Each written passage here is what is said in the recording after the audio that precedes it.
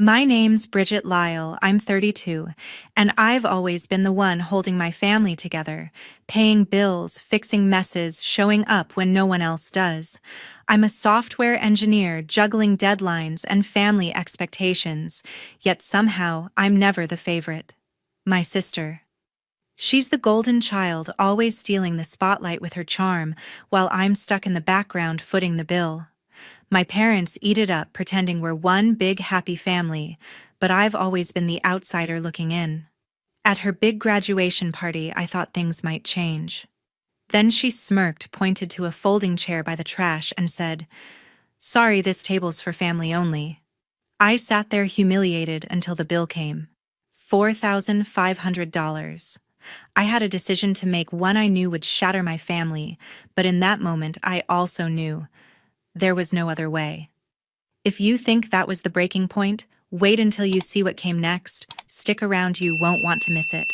A month ago, my mom called me up, her voice all sugar and charm. She said my sister, the family's pride and joy, was graduating with her MBA from Tulane. They wanted to throw her a big party at a fancy French restaurant in New Orleans, the kind with crystal chandeliers and waiters in bow ties. Mom made it sound like a family effort, but I knew what was coming. "You got this right, Bridget?" she asked, not really asking.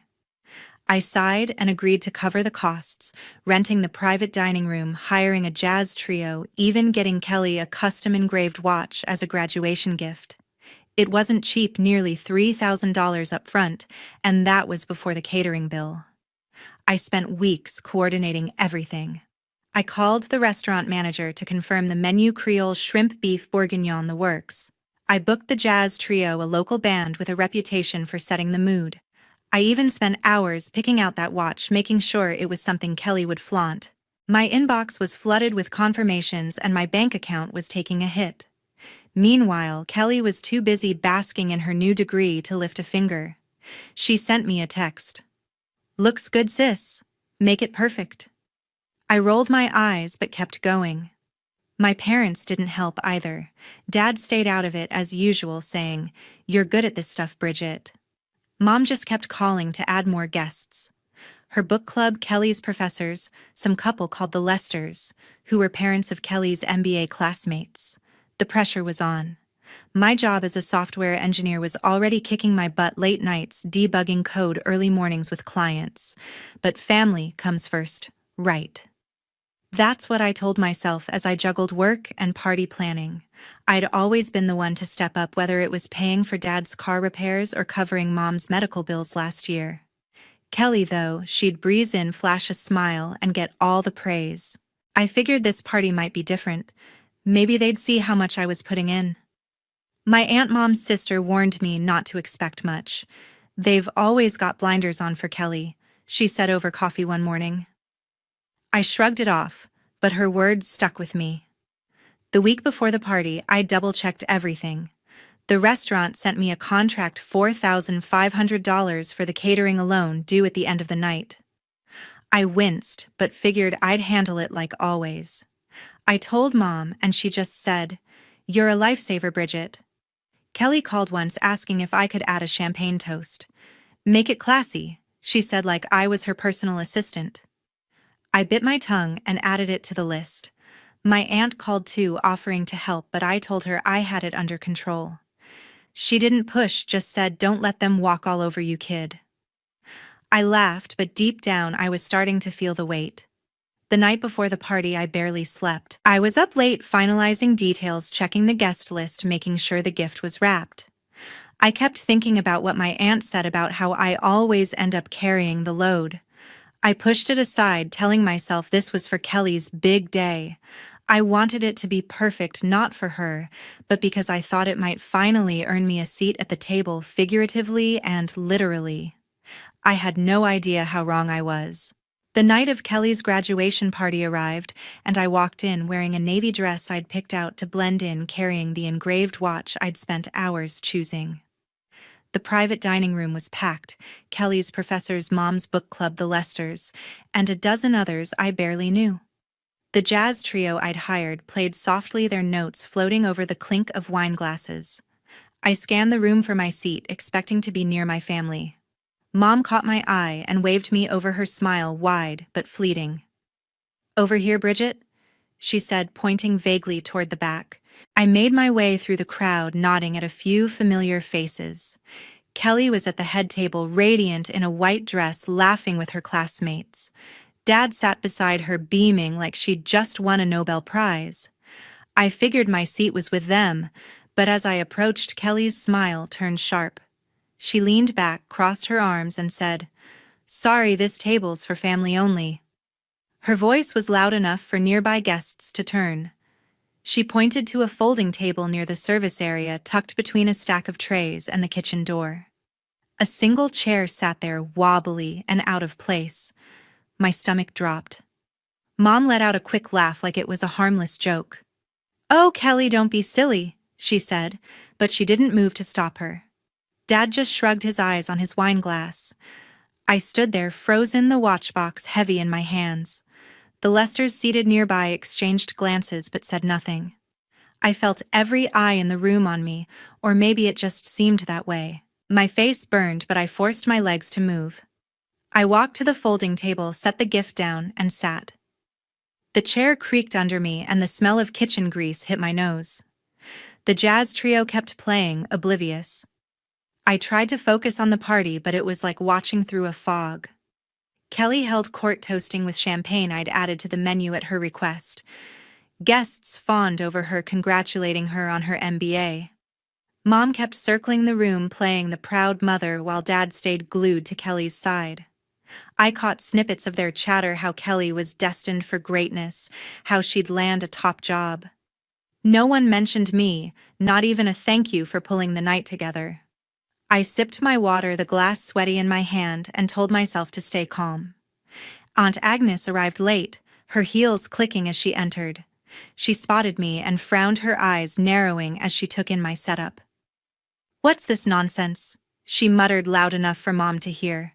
Mom rushed over, whispering something I couldn't catch, but Agnes brushed her off. She pulled up a chair from another table and sat beside me, her perfume cutting through the kitchen smells. "You don't belong here, Bridget," she said quietly. I thought she meant the party, but she added, "Not at this sorry excuse for a table." I managed a weak smile, grateful for her presence. The night dragged on. Waiters bustled past my table, balancing trays of Creole shrimp and beef bourguignon. One nearly knocked over my glass, muttering an apology before hurrying off. I watched Kelly open gifts at the head table, her laughter ringing out as she showed off a necklace from Mom and Dad. When she got to my watch, she held it up, briefly said "nice," and set it aside without a glance my way. My chest tightened.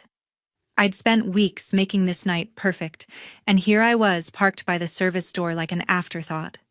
I kept my head down, picking at my plate, but anger was simmering. Every laugh from the head table felt like a jab. Mom stopped by once, saying, "You okay, honey?" but her eyes were already back on Kelly. I nodded, not trusting my voice. Agnes stayed with me, her silence more comforting than any words. She caught Kelly's eye once and gave her a look that could have stopped traffic, but Kelly just smirked and turned away. I gripped my fork, my knuckles white, wondering how I'd let myself end up here again. As the jazz trio wrapped up their final set, the restaurant manager approached the head table, a leather folder in his hand. The party was winding down, guests sipping their last glasses of champagne, their voices a low hum. I sat at my folding table, still nursing a glass of water, my anger from Kelly's earlier jab simmering but contained. Agnes sat beside me, her sharp eyes scanning the room.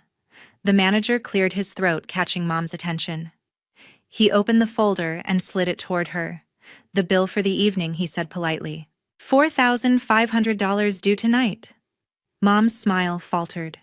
She glanced at Dad, who shifted uncomfortably in his seat. Kelly, mid-conversation with a professor, barely looked up.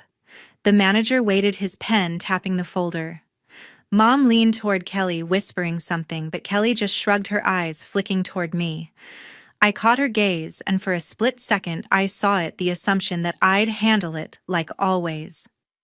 Mom turned to me, her voice carrying across the room. Bridget, honey, you've got this right. The air felt heavy, every guest's attention shifting my way. My heart pounded, but something inside me snapped. I stood up my chair, scraping against the floor. Not this time, Mom, I said, my voice steady despite the knot in my chest. I looked at Kelly, then at the manager, and said, "Not my table." The words hung in the room, sharp and final. Kelly's smile froze. Dad's wine glass paused halfway to his mouth. Mom's eyes widened, her hand clutching the tablecloth. The manager blinked, unsure what to do. "Ma'am," he started, looking at Mom. "The payment is due now." Mom stammered. "But, Bridget, you always—" I cut her off. "I paid for the venue, the band, the watch. $3,000 up front. This one's on you." Gasps rippled through the room. The Lesters seated nearby leaned forward, their faces a mix of shock and curiosity. Kelly laughed nervously, trying to play it off. "Sis, come on, don't make a scene," she said, her voice tight. Agnes stood up beside me, her presence like a wall. "A scene," she said, her tone cutting through Kelly's fake cheer. "You're the one who parked your sister by the kitchen door, Kelly. You don't get to call this a scene." She turned to Mom and Dad. "And you two laughing along like it's nothing, shame on you. Bridget's been carrying this family for years and you treat her like a doormat." The room went silent, the jazz trio's absence making every word echo. Mr. Lester coughed, shifting in his seat while Mrs. Lester whispered something to her husband. Kelly's face turned red. "That's not fair," she snapped, standing up. "This is my night, Agnes. Bridget's just being dramatic." I shook my head, feeling a strange calm. "Dramatic?" I said. "I spent weeks making this perfect for you. I paid for half this party out of my own pocket.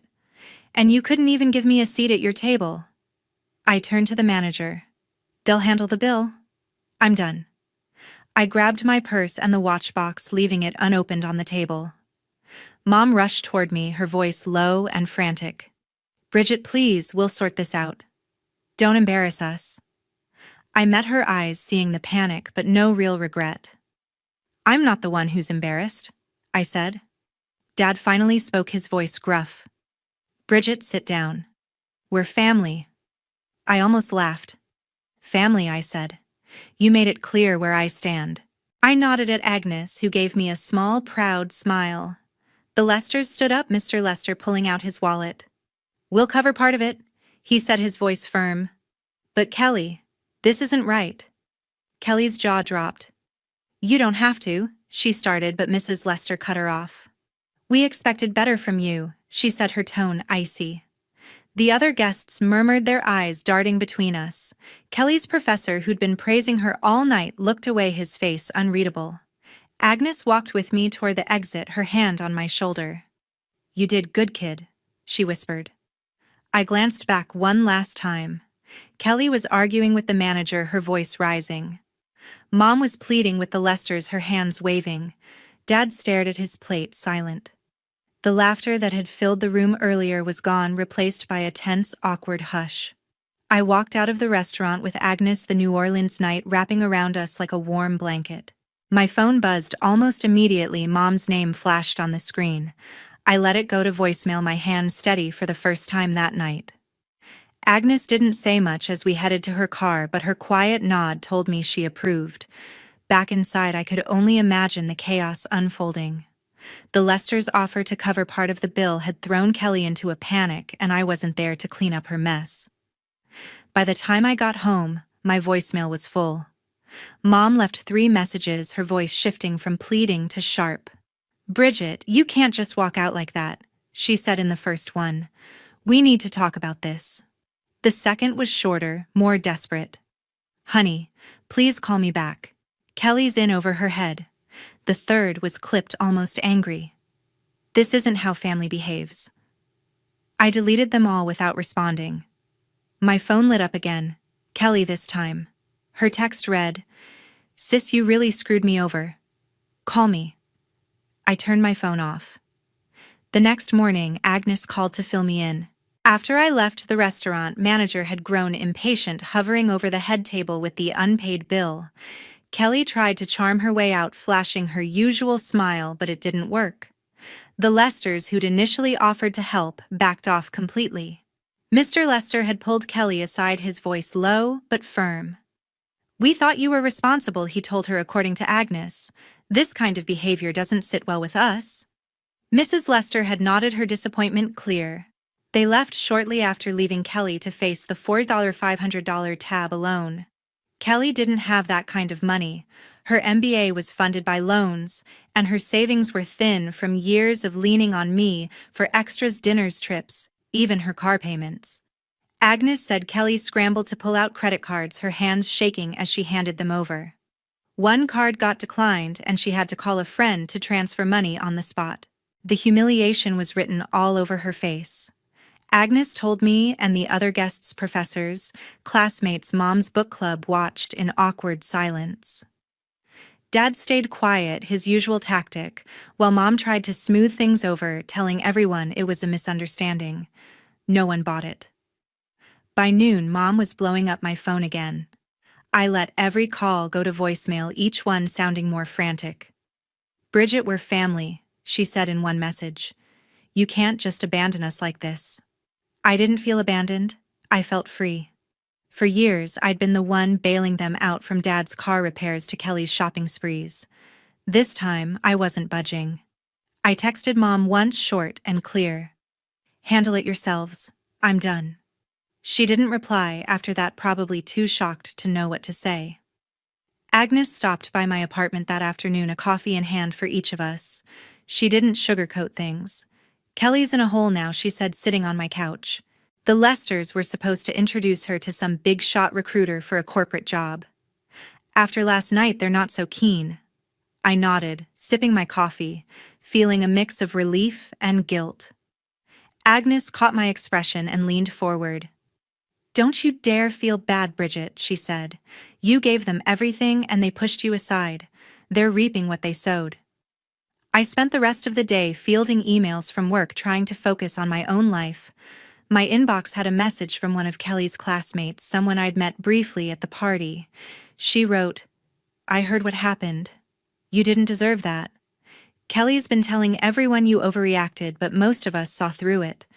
I didn't reply, but it felt good to know not everyone was on Kelly's side. Another text came in from Mom later that evening. This one softer. "Can we talk, honey? We didn't mean to hurt you." I stared at it for a long time before deleting it. Words were cheap, and I was tired of their promises. Kelly's calls kept coming over the next few days, each one more desperate. "Sis, I need to borrow some cash," she said in a voicemail. "I'll pay you back, I swear." I didn't call back. I'd heard that line before too many times. Dad sent a single text, "You're breaking your mother's heart." I didn't respond to that either. Agnes was right, they'd taken me for granted for too long, and I wasn't going back. The weight of their expectations was gone, and I wasn't about to pick it up again. A few weeks after the party, my life started to shift in ways I hadn't expected. I'd blocked Mom, Dad, and Kelly's numbers, tired of their voicemails and texts begging for reconciliation. The silence was strange at first, but it gave me room to breathe. I threw myself into work, taking on extra projects as a software engineer to keep my mind busy. One evening, while scrolling through my email, I found a message from Agnes with a link to a local news site. The subject line read, "You might want to see this." I clicked the link, and there it was, a piece written by Agnes herself, published in a New Orleans community paper. She didn't name names, but anyone who'd been at the party could connect the dots.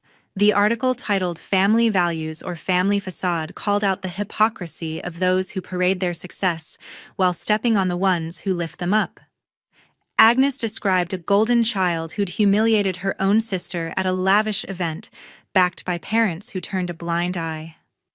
She wrote about the unsung heroes in families, the ones who pay the bills and keep the peace, only to be cast aside. The comments section was flooded. Some praised the honesty, others speculated about who it could be. I knew Kelly would see it, and I knew it would sting. It did more than sting. Agnes called me a few days later to share the fallout. Kelly had been in talks with a top consulting firm, a job the Lesters had helped her land through their connections. The firm's recruiter, a reader of the local paper, had seen Agnes's article and started asking questions. Kelly's classmates, still buzzing about the party, filled in the blanks. The recruiter decided Kelly wasn't a cultural fit, and the offer was pulled. Kelly was devastated, Agnes said, scrambling to apply for lower-tier jobs to cover her mounting debt from the party and her loans. I felt a twinge of pity, but it passed quickly. Kelly had made her choices, and I wasn't responsible for fixing them. Mom and Dad didn't take it well either. Agnes told me they'd been calling her nonstop, demanding she retract the article. "They're embarrassed," she said, her voice dry. "Not sorry, just embarrassed." Mom even showed up at Agnes's house, tearfully claiming I'd torn the family apart. Agnes shut her down, telling her the family had been broken long before I walked away. Dad sent me a letter in the mail, a rare move for him, pleading for me to come to a family dinner to work things out. I read it once, then tossed it in the trash. Their words felt hollow, more about saving face than making amends. Meanwhile, I was building something new. I'd been toying with an idea for a tech startup, a platform to help small businesses manage remote teams. The party had lit a fire under me, not anger, but clarity. I didn't need my family's approval to succeed. I pitched the idea to a former colleague who loved it and offered to co-found the company. We spent weeks drafting plans, meeting investors, and coding prototypes. By the end of the month, we'd secured our first round of funding, enough to quit my day job and go all in. I named the company Anchor, a nod to being my own foundation, not someone else's. Kelly's life kept unraveling. A mutual friend told me she'd moved back in with Mom and Dad, unable to afford her apartment after the job loss. She'd taken a part-time gig at a local cafe, a far cry from the corporate career she'd bragged about. Her social media went quiet, no more posts about her MBA or glamorous nights out. I didn't gloat, I just didn't care anymore. My focus was on Anchor, which was gaining traction faster than I'd hoped. We landed a feature in a tech blog, and suddenly I was the one getting calls from recruiters, not Kelly. Mom tried one last time to reach me, leaving a voicemail through a friend's phone to bypass my block. "Bridget, we're so proud of you," she said, her voice shaky. "Can't we just put this behind us?" I listened, then deleted it. Proud. They'd never said that when I was paying their bills or planning their parties. Agnes backed me up, saying, "They only want you back because you're shining without them." She was right. I'd spent years chasing their approval, but cutting them off showed me I didn't need it. By 3 months post-party, I'd moved to a new apartment closer to Anchor's office. My days were filled with meetings, coding, and building a team that felt more like family than my own ever had. Agnes visited often, bringing her sharp wit and endless stories. She never asked me to forgive my family, and I loved her for it. As for Kelly, Mom and Dad, they faded into the background, a chapter I'd closed. I wasn't angry anymore, just free. 6 months after the party, I stood in the office of Anchor, my startup, watching my team hustle through a product demo for a new client. The walls were lined with whiteboards scribbled with code and timelines, and the air buzzed with energy.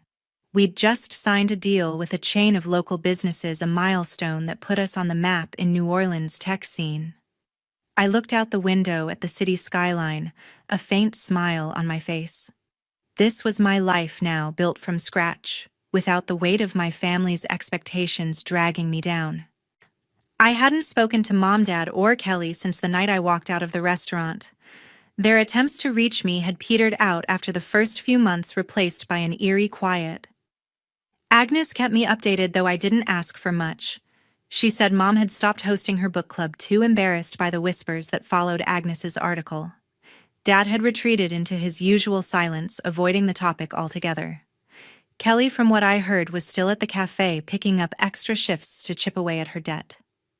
I didn't check her social media or ask for details. That part of my life was over, and I'd made peace with it. Looking back, the party was a turning point, but not in the way I'd expected. When Kelly told me, "Sorry, this table's for family only," it wasn't just a jab, it was a mirror. It showed me how I'd let myself be pushed aside, not just that night, but for years. I'd spent so long trying to prove my worth to people who didn't see it, thinking if I gave enough, paid enough, did enough, they'd finally value me.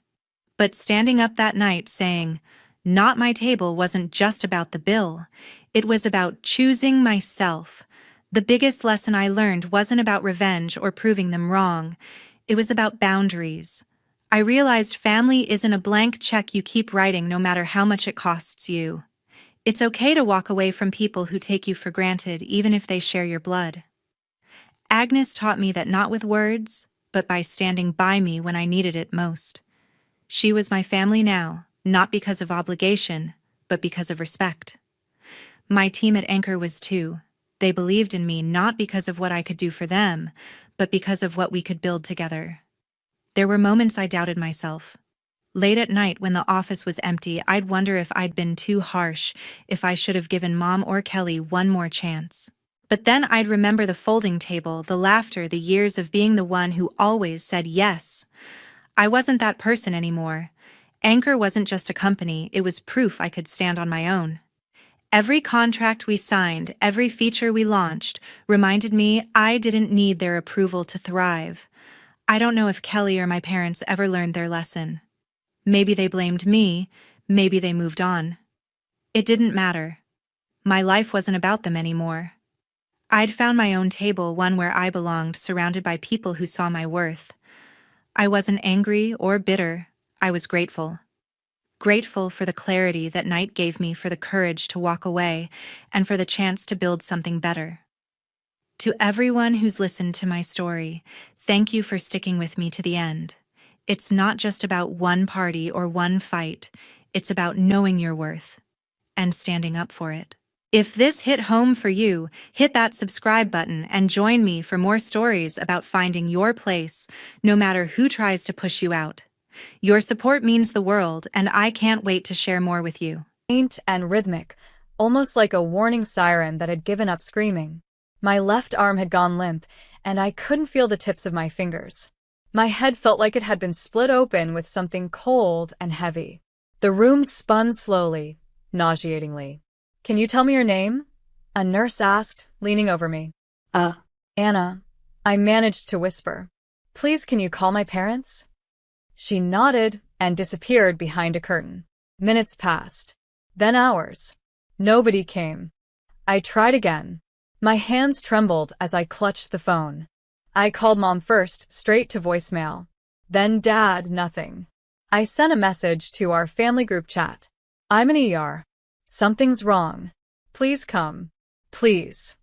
At first, I thought maybe they hadn't seen it. Maybe they were asleep. Busy. Then the notification popped up. "Mom is typing." Finally. Relief washed over me. Until I read it. "Don't scare us like that. Mark is having a full-blown meltdown over this ticket. We're with him. Don't call in a panic if you're not dying." I stared at the screen, heart thudding. I was in a panic. And I was dying. Maybe not in the Hollywood dramatic sense. But something was seriously wrong with my body. My speech was slurred. My limbs were failing. The doctor said the next few hours were critical. But all they saw was drama. And worse, inconvenience. Later, I found out they were with Mark at the DMV, arguing over a suspended license because he'd blown off 3 court dates. When they finally arrived, sometime past 3 a.m., I had already been through a CT scan and a spinal tap. Mom walked in, hair perfectly straightened, holding a lukewarm coffee. "Okay," she exhaled. "What now?" Dad followed behind her, looking irritated. "We left Mark mid-crisis, you know that, right?" I was lying on the hospital bed with monitors attached to my chest, an oxygen line in my nose, and a nurse adjusting my four. I opened my mouth to speak, but nothing came out. Just air. "Is this a migraine thing again?" Mom asked. "You get these episodes when you're stressed." The nurse glanced at her and said firmly, "Actually, we're testing for a TIA. It's a kind of mini-stroke." Mom blinked. But she's only 28. The nurse gave a tight smile. "Strokes don't check ID." They stayed for exactly 12 minutes. They didn't ask if I was okay. Didn't touch my hand. Didn't even sign the visitor log. I watched them leave like they were stepping out of a restaurant they didn't enjoy. And in that moment, quiet, cold, and hooked to machines, I realized something far heavier than any diagnosis. I was never the priority. They say the middle child is often forgotten. But I wasn't even the middle.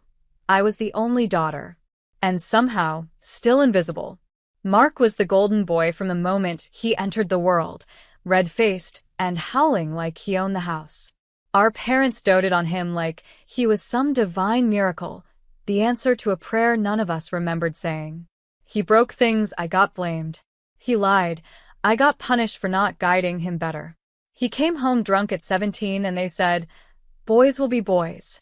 When I cried because he called me names or slammed my door in my face, I was told, "Don't be dramatic, Anna.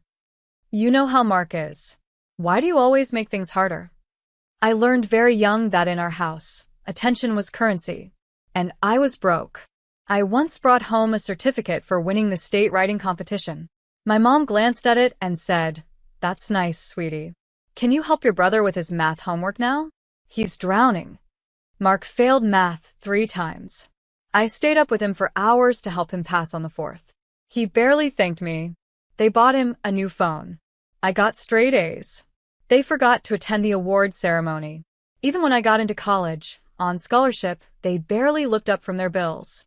Mark, meanwhile, got into a local community college, dropped out twice, and then racked up thousands in speeding tickets. Each time, Dad covered it. Mom would say, "He's just struggling to find his path. Be patient with him." I wasn't allowed to struggle. I worked 3 jobs to afford textbooks and rent. I remember calling home once from a bathroom stall at work after my car battery died. Dad said, "That's life. Figure it out." A week later, Mark totaled his car, and they co-signed for a new one. When I once hinted at how unfair things felt, Mom snapped, "Don't make this a competition. We've supported you both equally." Equally. That word still stings. Support wasn't the problem. Belief was. Mark was a project. A lost cause they loved rescuing. I was expected to be fine on my own. And when I wasn't, I was called weak. I stopped asking for help. I learned how to stitch myself back together with silence. They never noticed the bleeding, just the fact that I didn't stain the floor. Even in moments I should have been proud of, should have been seen, I felt like wallpaper in my own life. The day I got promoted at work, I texted our family group. Mom replied with a thumbs-up emoji. Mark sent a meme that had nothing to do with me. That was all. Even on my best days, I was barely noticeable. The hospital discharged me 2 days later. I walked out slower than I went in, lightheaded, weak, and trailing a headache that felt like a nail buried deep in my skull. They diagnosed it as a TIA, a transient ischemic attack. A warning shot from my brain. The kind that tells you, next time, you might not wake up. I sent the discharge papers in the family group chat, just to make things clear. Mom replied, "Glad it wasn't anything serious. You're fine now, right?" Followed by the way, Mark needs help with his court fine. Can you lend him $600? No, how are you feeling? No, do you need anything? Just a quick pivot from my stroke scare to Mark's meltdown.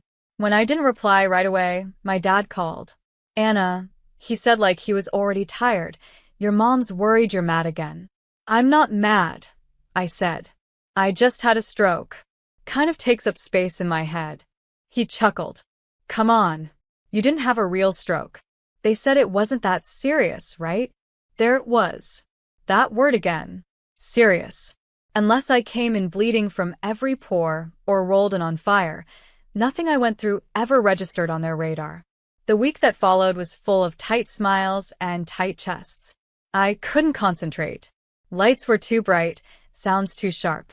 I found myself crying in the shower, overwhelmed by nothing and everything.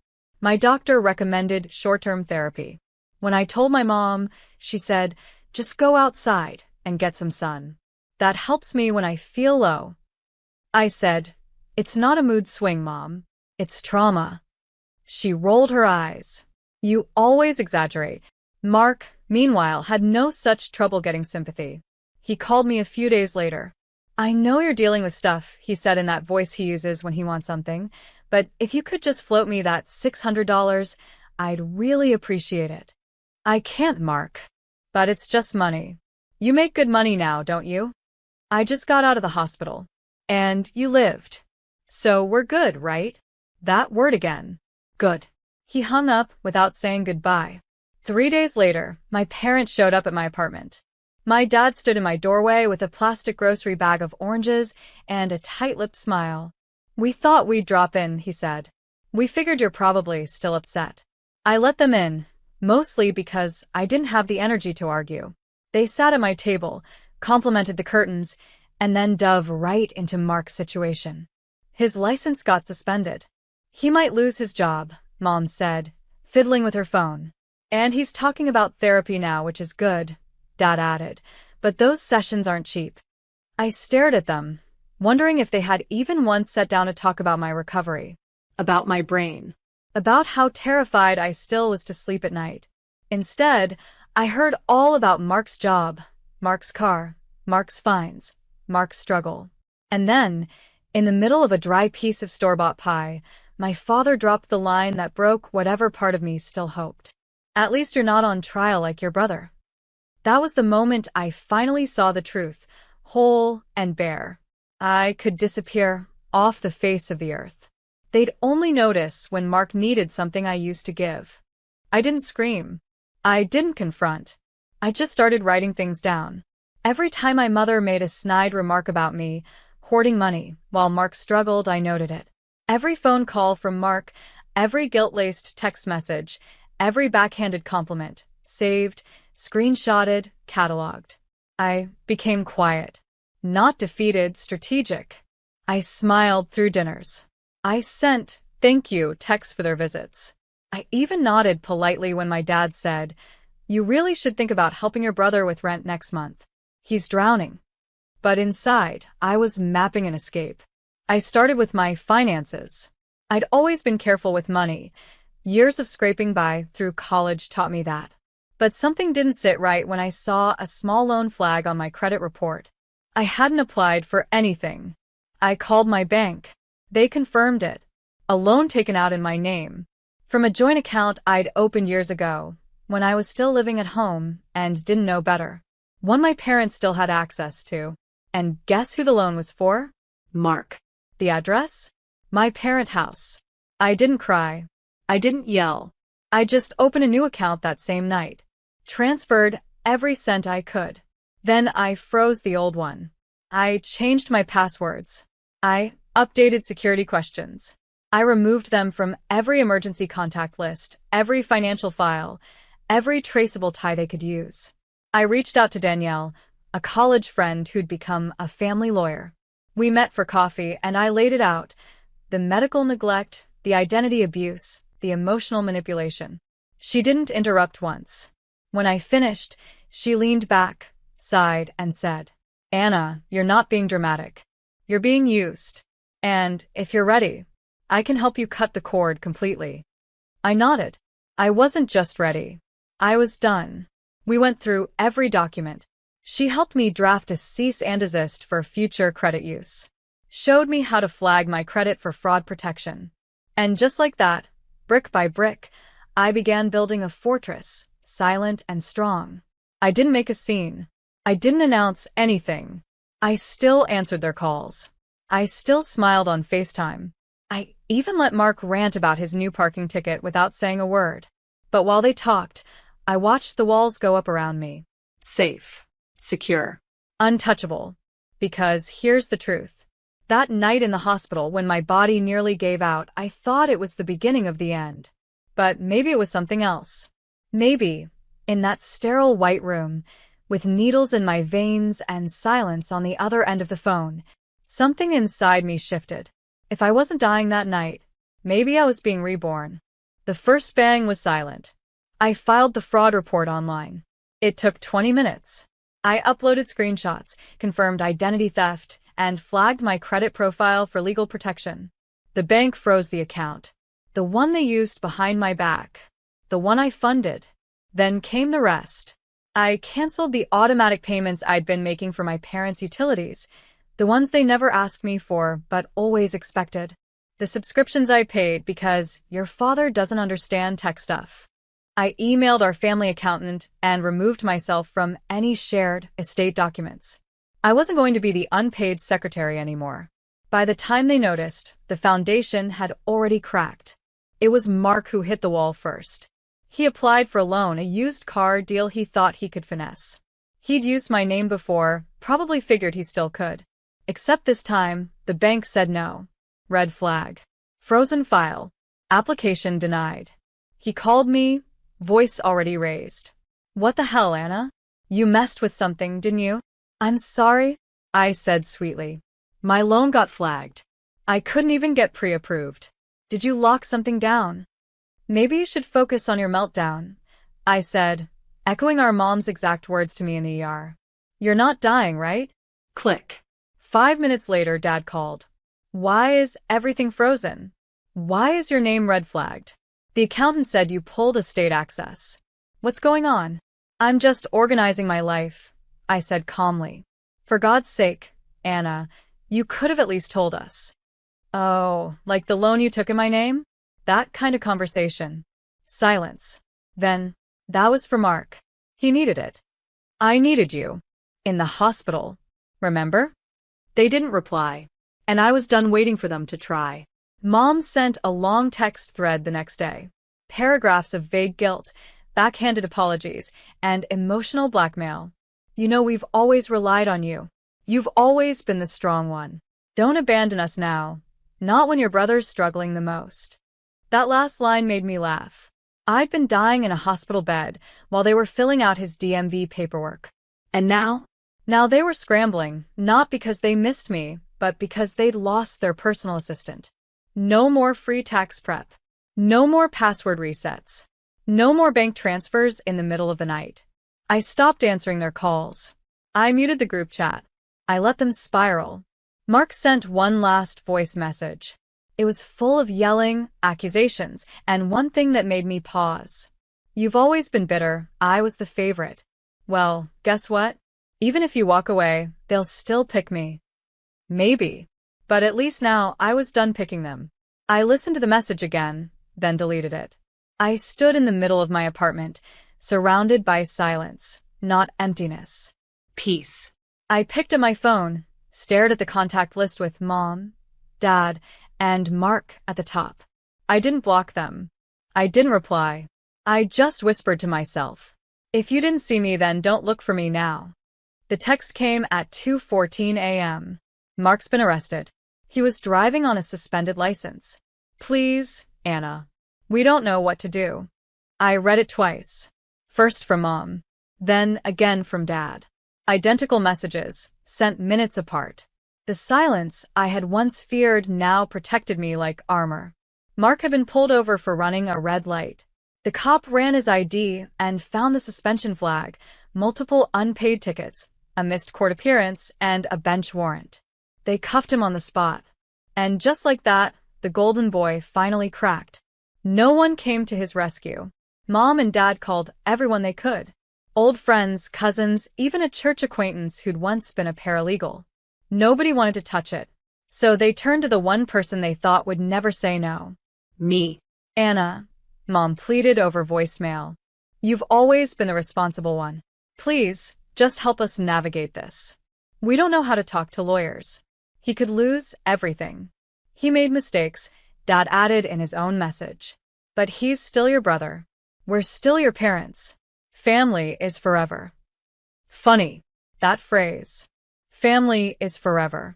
Where was that slogan when I was lying in a hospital bed, terrified and alone, trying to remember how to spell my name during a stroke assessment? Where was that when they handed over my credit like it was spare change? I didn't respond. Not with words. Not with rage. Just distance. A new number. A new email. The final accounts disconnected. They weren't used to silence from me. Not used to not having access. I was always the bridge. The fixer. The one who answered at midnight and paid bills just for now. But now the bridge was burned. And Mark was drowning. Mom sent photos next. One of Mark in an orange jumpsuit, looking pale and stunned. Another of some legal document she clearly didn't understand, begging me to explain it. I said nothing. Dad, tried logic. You've made your point, but you can't really turn your back on us forever. That's not who you are. He was wrong. This was who I was. Someone who finally understood the difference between being useful and being loved. Someone who knew that being their lifeline had nearly cost her own. Let them handle the chaos. The court dates. The fines. The same messes they once expected me to clean with a smile. Let Mark fall. He'd been held up for far too long by hands that never belonged to him. And let my parents finally face the truth. The daughter they once dismissed as too sensitive was no longer within reach. They finally noticed I was gone. But only because everything was falling apart. The first time I walked into therapy, I couldn't look the counselor in the eyes. Not because I was ashamed, but because I didn't know how to explain what wasn't there, what had never been there. Love, yes, but always with conditions. Support, yes. But only if I stayed silent. Presence, yes, but only when it didn't interfere with Mark's latest crisis. It took months, but eventually I stopped asking why they treated me the way they did. And started asking, why did I let them? That question was heavier, but it led me somewhere real. I joined a support group for daughters of narcissistic families. Women who looked just like me, composed on the outside, quietly breaking on the inside. One by one, we told our stories. And for the first time, mine didn't feel too much. It just felt true. I got promoted at work, moved into a team lead position. Suddenly, the people around me listened when I spoke. They asked for my opinion. They valued my boundaries. It felt foreign and beautiful. A few months later, I packed up my apartment and moved to a new city. No fanfare, no family goodbye. Just me, a clean lease, and silence that no longer felt empty, but earned. In that city, I built a life with intention. I planted herbs on my windowsill. I joined a yoga class where no one asked me to explain my bruises because now there weren't any.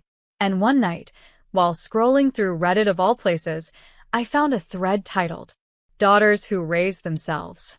I read every comment. Then I opened a blank document. And I started writing. Not to blame. Not to shame. Just to tell the truth. That document became a blog. That blog grew. Women wrote to me. Strangers who called me a mirror or the voice I never had.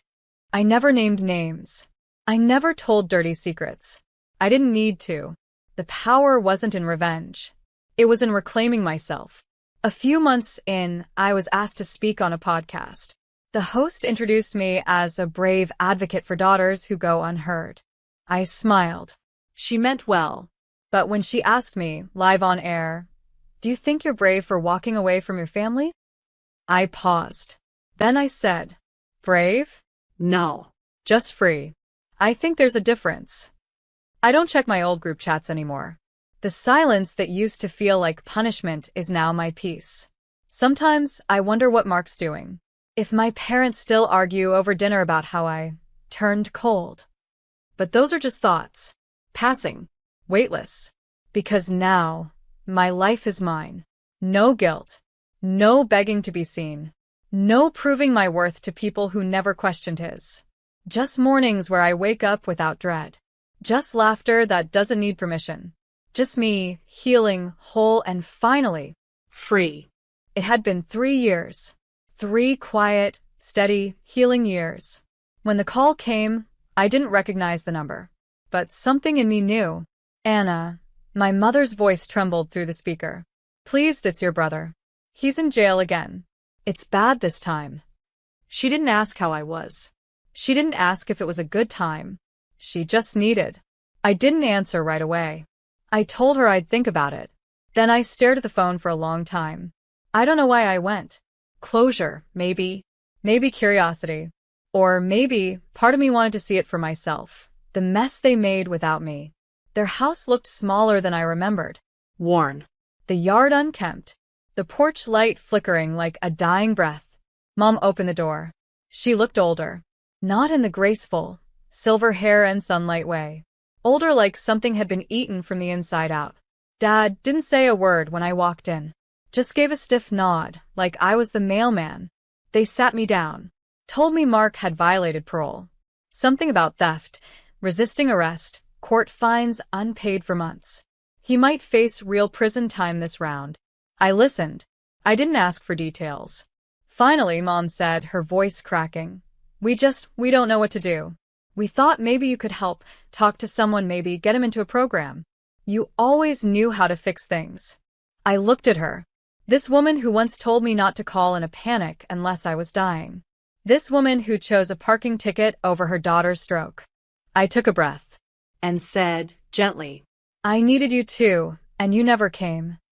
She flinched like I'd slapped her. Dad looked away. I didn't yell. I didn't cry. I just stood. I pulled a small letter from my purse and placed it on the table. The envelope had no name, just the words, that night. Inside was everything I never got to say. The panic, the silence, the truth. I didn't leave a return address. As I stepped outside, the sun broke through the clouds. It felt warm, not like fire but like freedom. I didn't look back. Somewhere behind me, the ghosts of a family that never saw me finally held the mirror up to themselves. And I walked forward, into the light, because they thought my pain was small, that I'd cry, rest, and come running back. But pain ignored turns into power. And I used mine to walk away.